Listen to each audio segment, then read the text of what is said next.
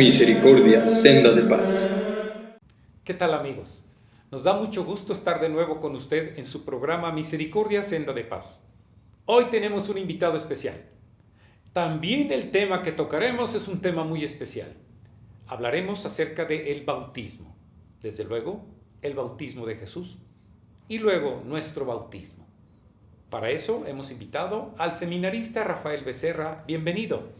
Gracias, Toño, por la invitación y gracias también al auditorio que nos regala el favor de su atención para compartir juntos la fe.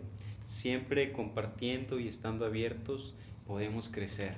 Nuestra fe es maravillosa y podemos aprender de una manera exquisita cuando estamos abiertos y queremos crecer en nuestra fe.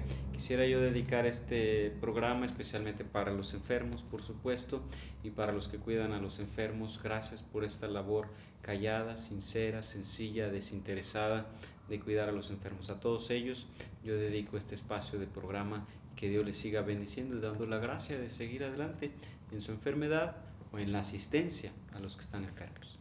Pues bien, vamos a entrar de lleno.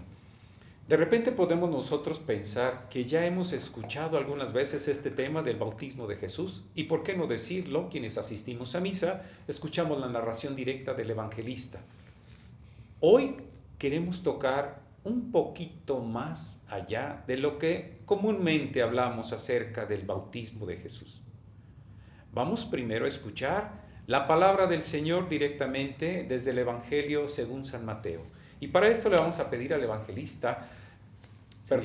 al seminarista Rafael, que nos haga el favor de proclamar este evangelio. Voy a proclamar Mateo, el capítulo 3, del versículo 13 al 17. Mateo dice: Entonces fue Jesús desde Galilea al Jordán y se presentó a Juan para que lo bautizara. Juan se resistía diciendo: ¿Soy yo quien necesito que tú me bautices, y tú acudes a mí? Ahora haz lo que te digo. Jesús le respondió: Ahora haz lo que te digo, pues de este modo conviene que realicemos la justicia plena. Ante esto Juan aceptó.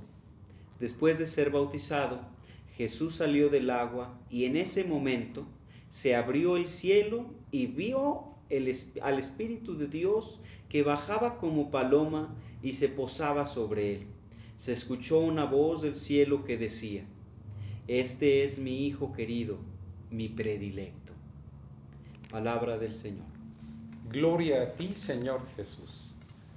Esta narración, corta en renglones, pero rica en contenido, es la que queremos desmenuzar y comentar para usted. Rafa, ¿qué podríamos empezar? Pienso que el primer punto interesante es que Jesús se desplaza. El ser bautizado quiere decir entrar en la iglesia, es el primer paso. Los que van a ser bautizados junto con sus papás, sus padrinos, si es un niño o también un adulto, se reciben en la puerta de la iglesia. Y entonces ellos se desplazan desde la puerta de la iglesia hacia la iglesia, hacia el frente de la iglesia, donde van a recibir el bautismo. Entonces Jesús aquí se desplaza, estaba en Galilea y desde Galilea se va hasta el río Jordán y entonces allí busca a quien es el bautista, que además es su primo y que además había saltado de gozo cuando escuchó que María entraba a visitar a su madre Isabel, a la madre de Juan, por supuesto. Él, en el seno de su madre Isabel, había saltado de gozo cuando María, sierva puesta para servir, entró en la casa de Isabel. Jesús va a este lugar y le pide a Juan que lo bautice. Pero Juan ya le había dicho a sus discípulos que él no era digno de desatarle las correas de las sandalias. Que detrás de él venía el Mesías y que él bautizaba con agua, pero que venía uno detrás de él que bautizaría con el Espíritu. Y entonces Jesús viene a pedirle a ese hombre que lo bautice. Hay que recordar que estábamos viviendo unos momentos en los que el pueblo de Israel estaba ansioso ya esperando la venida del Mesías. De alguna manera ya se había anunciado el anciano Simeón, etc. Los tiempos estaban propicios para que llegase el Mesías. Entonces la gente ya estaba preparándose con un bautismo de Juan, que era un bautismo de arrepentimiento. Sí, y además es interesante que Jesús no va con los sacerdotes en el templo, que son la autoridad eclesiástica en ese momento, no va allá. Jesús viene con quien vive en el desierto y viste con vestiduras de camello, que además tiene una autoridad moral extraordinaria, porque muchos vienen de todos los lugares a bautizarse, se arrepienten y reciben el agua y reciben este perdón de sus pecados, claro, no completos como el bautismo del Espíritu, pero ellos se arrepienten y a este hombre que es una autoridad ya presente en la comunidad, que ha anunciado que viene detrás de él el Mesías, hacia él va Jesucristo a pedirle que lo bautice. ¿Qué significará que Jesús le pida a otro hombre que le bautice?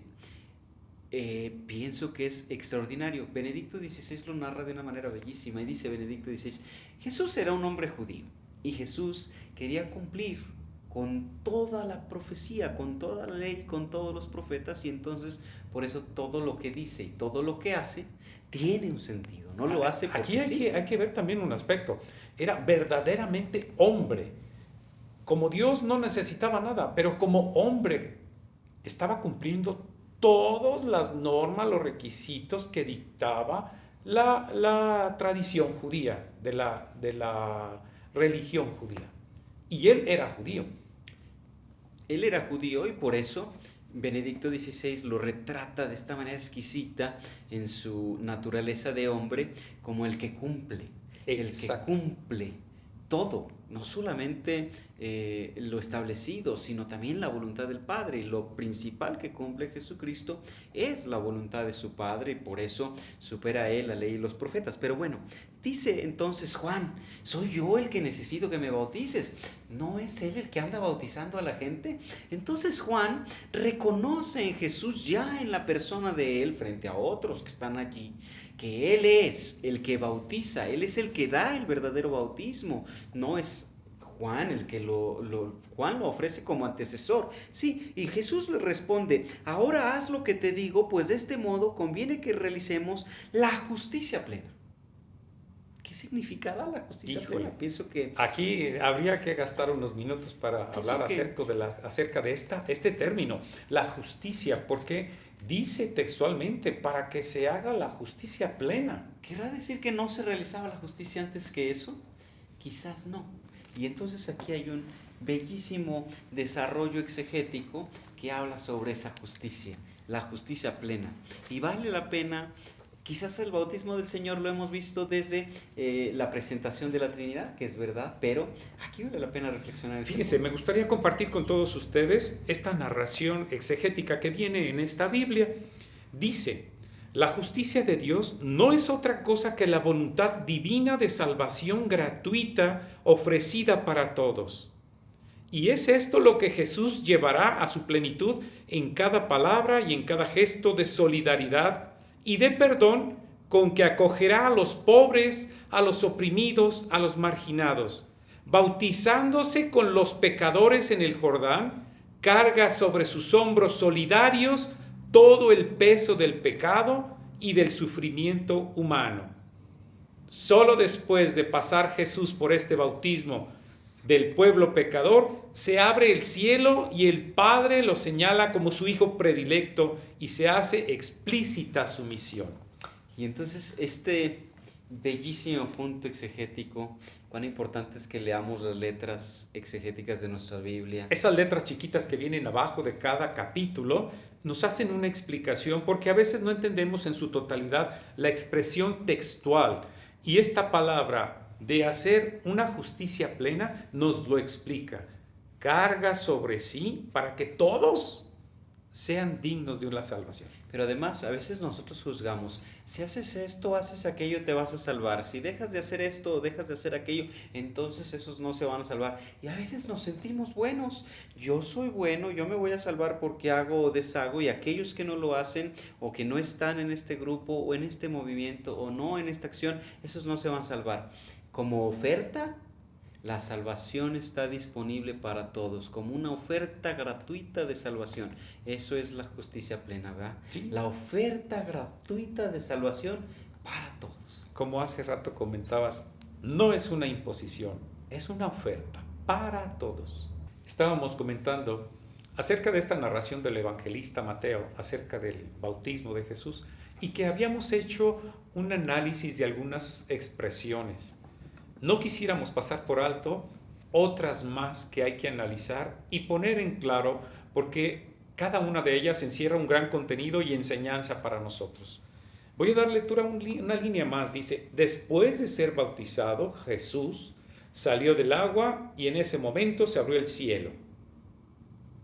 Es tan interesante esa sola línea, porque Benedicto XVI otra vez en el libro de Jesús de Nazaret hace una relación exquisita. Dice, por ejemplo, Jesús es un ser divino con dos naturalezas, ser divino con naturaleza humana también. Jesús no tiene pecado, entonces no necesita ser bautizado para el perdón de los pecados, que era el bautismo que ofrecía Juan. Y entonces Jesús, dice Benedicto XVI, cuando Él se sumerge en el agua, se sumerge en el pecado del hombre, porque no puede salvar y no puede purificar un Dios, algo que no entiende.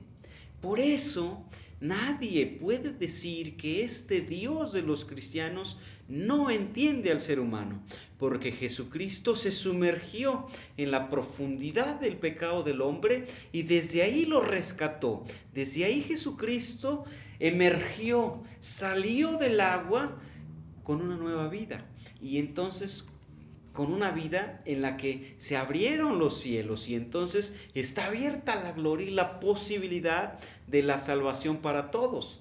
Pero no solamente esto, dice este exégeta, es que en ese momento Jesús está tomando la carga de los pecados de todos. Él no tiene pecado, se sumerge para conocer el pecado y desde entender el pecado del hombre y lo que este remolino del pecado significa, entonces se emerge ya cargando los pecados del hombre y ya es desde ese momento el Cordero de Dios. Por eso desde ese momento está disponible la salvación para todos, claro, para aquellos que la quieran aceptar.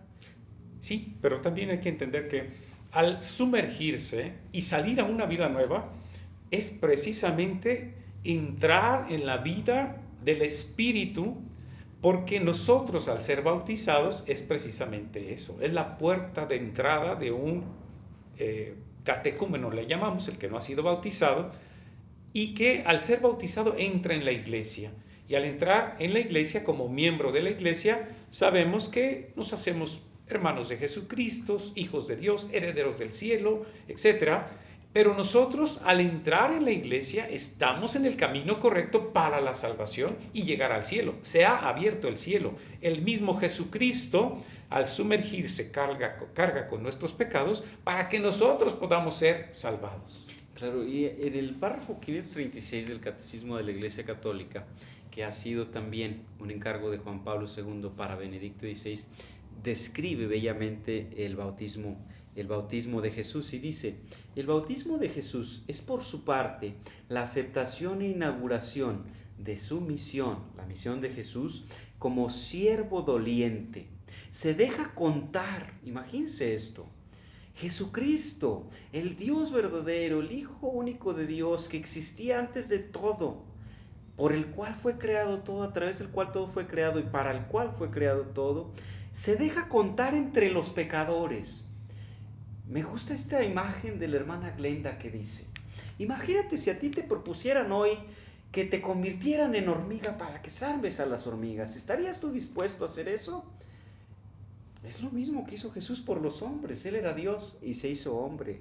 El Todopoderoso renunció a su divinidad. No solamente se hace hombre, sino que además se deja contar entre los pecadores. Y aquí yo quisiera ponerle un énfasis especial aquellos que nos sentimos a veces que no somos merecedores de la gracia de Dios, que nuestros pecados son tan fuertes, aquellos que hemos tardado mucho para confesarnos, aquellos que hemos caído alguna y otra vez, que nos sentimos indignos e inmerecedores de la gracia de Dios, y que a veces con dificultad vamos al templo, vamos a misa, porque pensamos que quizás eso es para los buenos.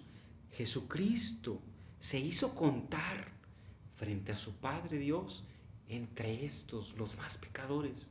Jesucristo se hizo contar entre los pecadores. Es decir, aquel que se siente indigno, fue tan indigno, imagínense la indignidad que tiene, que es falsa, tan indigno tal que Jesucristo se hace uno de usted, se hace uno con usted, se hace uno de nosotros, porque todos somos pecadores.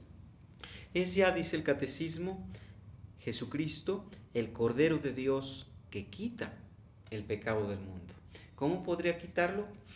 Él es Dios, lo puede hacer todo. Cargando sobre sí pero todos Él nuestros quiso pecados. cargar todos los pecados y ser contado entre los pecadores, y esto nos da una esperanza nueva a los que pecamos, cuando nos sentimos dolidos por nuestros pecados, de que Jesucristo está con nosotros, nos entiende, sabe lo que sentimos, y entonces Él carga nuestros pecados y nos puede rescatar.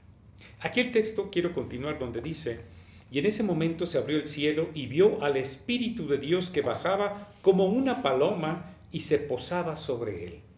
Es bien interesante para mí que haya bajado el Espíritu de Dios como una paloma. El Antiguo Testamento, en las Escrituras, el Espíritu de Dios se muestra como la mano, como la fuerza, como la justicia, como el aliento, pero ¿cómo podría entender a aquella muchedumbre que estaba alrededor del río Jordán en términos humanos? Jesucristo era humano, naturaleza humana. ¿Cómo podría entender en términos humanos que era el Espíritu de Dios que bajaba? Baja con un signo visible y sensible, baja y desciende y se posa sobre él. Una paloma, muy sencillo de entender, una paloma blanca. El Espíritu Santo está bajando y se está posando sobre que es el elegido. De esa manera todos los que son testigos oculares pueden entender, y luego vendrá otro dato interesante, pueden entender visualmente, pueden captar que hay algo, una fuerza superior que está bajando sobre que quizás ellos en ese momento físicamente allí no entendían. Ellos estaban esperando al Mesías. Quizá podríamos asociar también esta figura visible de la paloma con esa paloma que Noé soltó para ver si había vida en la tierra, y regresa con una rama en el pico de olivo como una señal de que había vida en la tierra. Con esto yo quiero entender que ahora habrá vida. La paloma ya estaba prefigurando la alianza de Dios con el hombre. Esta paloma está prefigurando ahora esta nueva vida, esta nueva forma de ser en Cristo y esta nueva alianza con Jesucristo. Con esto quiero decir que todo el Antiguo Testamento apunta hacia el mismo Jesucristo. Hay que buscar la manera de conexión, porque no es casualidad, sino que alguna función tenía para que esta revelación llegase a su plenitud en Jesucristo. Así es. Bien, aquí dice: se escuchó una voz del cielo que decía: este es mi Hijo querido, mi predilecto.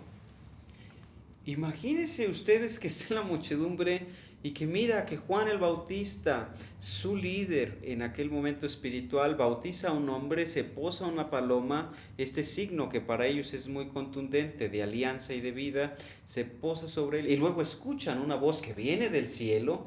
El cielo quiere decir la divinidad está allá, y entonces escucha: este es mi Hijo predilecto, este es el Mesías.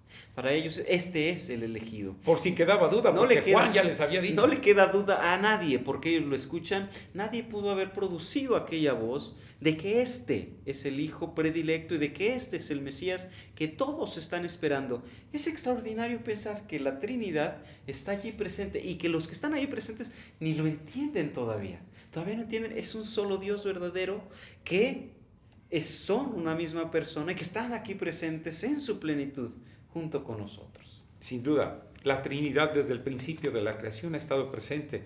Claro, pasaron siglos para que nosotros, a través de las enseñanzas de los padres de la Iglesia, podamos descubrirlo, pero sin duda poco a poco vamos dándonos cuenta de esta presencia de la Trinidad.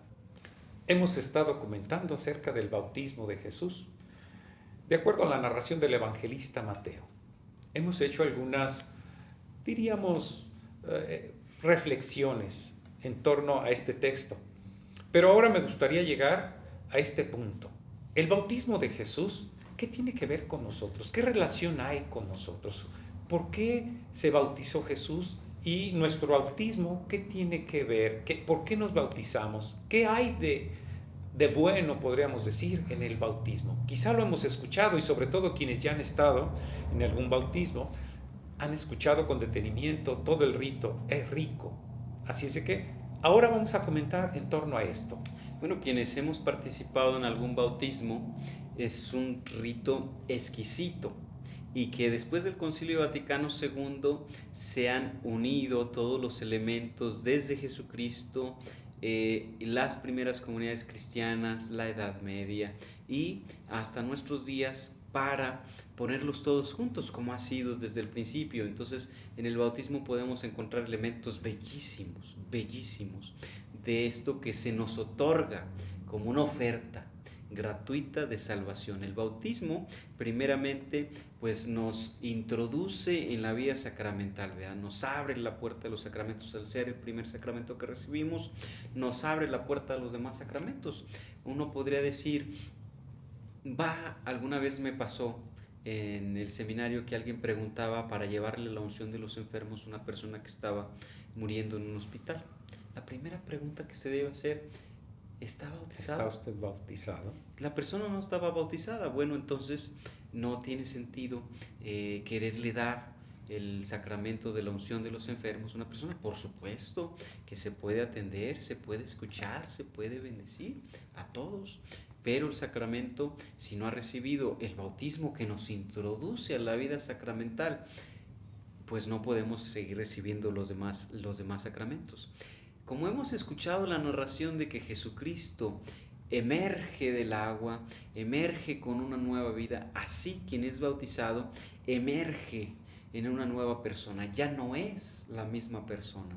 Sigue siendo hijo de Dios, pero ahora es reconocido. Y me gusta esta imagen. Alguien me preguntaba, ¿entonces los que no son bautizados no son hijos de Dios?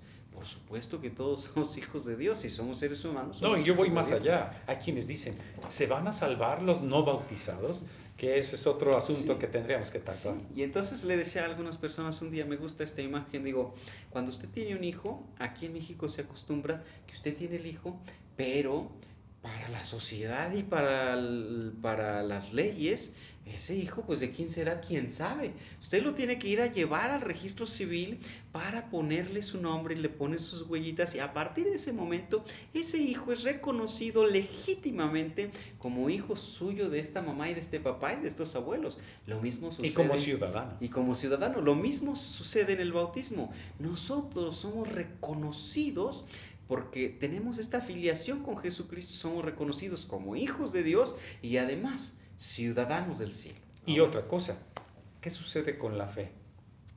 Ahí es donde nace la fe. Ahí es donde se nos da la fe. Sí, vendrá el Espíritu Santo y entonces el Espíritu Santo se infundirá en nosotros y entonces en ese momento nosotros seremos capaces de Dios, ¿verdad? Seremos capaces, somos capaces siempre, pero con la ayuda del Espíritu Santo. Entonces nosotros formamos parte de la iglesia que está conectada a través del Espíritu Santo en la comunión de los santos. Y una cosa bellísima, una cosa extraordinaria, somos incrustados en el cuerpo de Cristo. Nosotros no somos solamente el cuerpo místico. El cuerpo místico suena como una idea abstracta, etérea, lejana. No, somos incrustados en el cuerpo de Cristo. Nosotros formamos parte de Cristo y por lo tanto somos hijos de Dios, porque Jesucristo es el Hijo de Dios. Somos hijos en el Hijo. Gracias a que estamos incrustados en su cuerpo de Cristo, entonces nosotros ahora somos hijos en el Hijo. Pero una cosa muy interesante es que el bautismo es la puerta de la salvación. Sí, la puerta de la salvación. Y yo digo, una vez que nos han bautizado y que tenemos un montón de de cosas, de gracias, de regalos, con la fe se nos abre el entendimiento para entender las cosas sobrenaturales. ¿Quién nos da la fe? ¿Quién nos da este entendimiento?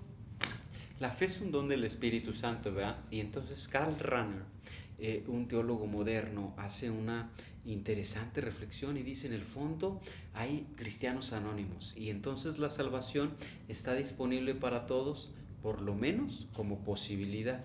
Lo decíamos en la reflexión exegética hace rato. La salvación es una oferta gratuita. Gratuita quiere decir no necesitamos hacer nada para tener esa oferta.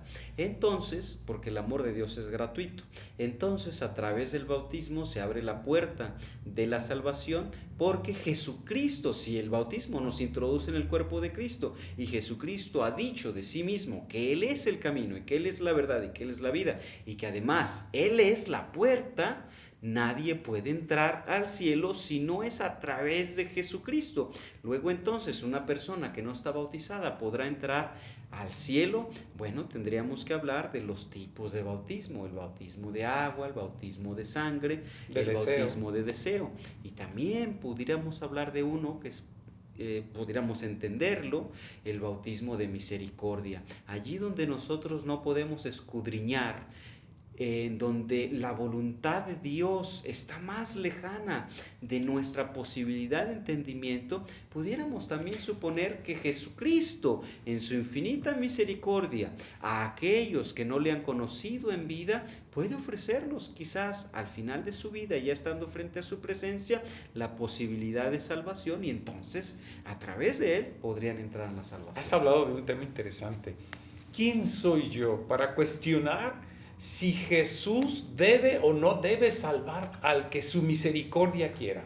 Exactamente, lo que sí tenemos nosotros como un mandato de Jesucristo, esto lo vemos en el último capítulo de Mateo, precisamente antes de que Jesucristo fuera al cielo, es que Él le ha pedido a sus apóstoles dos tareas: vayan a todo el mundo, bauticen a las gentes y anuncien el evangelio. Todos los cristianos, somos cristianos, tenemos estas dos tareas. Y además les dice: en el nombre del Padre, del Hijo y del Espíritu Santo. Entonces estará la misericordia del Señor, que Él podrá salvar a los que Él quiera, por supuesto, Él es todopoderoso, pero nuestra tarea como cristianos es anunciar la buena nueva, el evangelio, y bautizar a todos los seres humanos hasta los confines del mundo. Entonces, eso sí hay que hacer. Eso fue un mandato. Hay que hacer.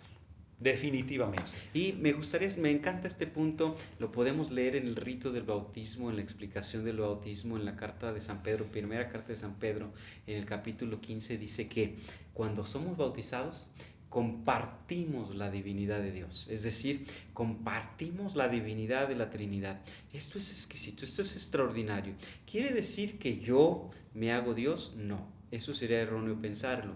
Deberíamos de pensarlo en forma análoga. Análogo quiere decir parte igual, parte diferente. Nosotros compartimos su divinidad en tanto cuanto Dios, Jesucristo es Dios, y entonces estamos incorporados en su cuerpo, entonces nosotros compartimos esa divinidad.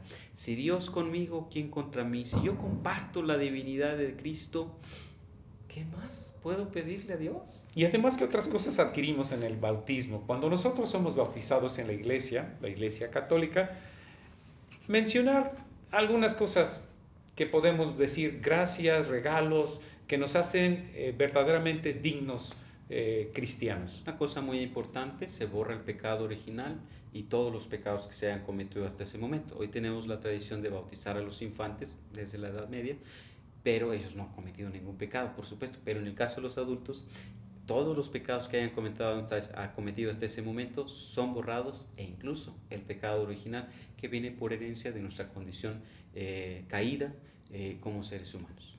¿Y qué otra cosa adquirimos en el bautismo? Bueno, somos ciudadanos del cielo, borra el pecado original, nos hacemos miembros de la iglesia, puerta de los sacramentos, puerta de la salvación, introducidos en el cuerpo de Cristo, y compartimos su divinidad. Híjole, cuánta riqueza podríamos comentar con ustedes. El tiempo se nos ha terminado y tendríamos que cerrar este programa, pero sin duda estaremos con usted en otro más adelante. Muchas gracias, Rafa. Gracias. Gracias, Toño. Gracias a ustedes. Hasta la próxima.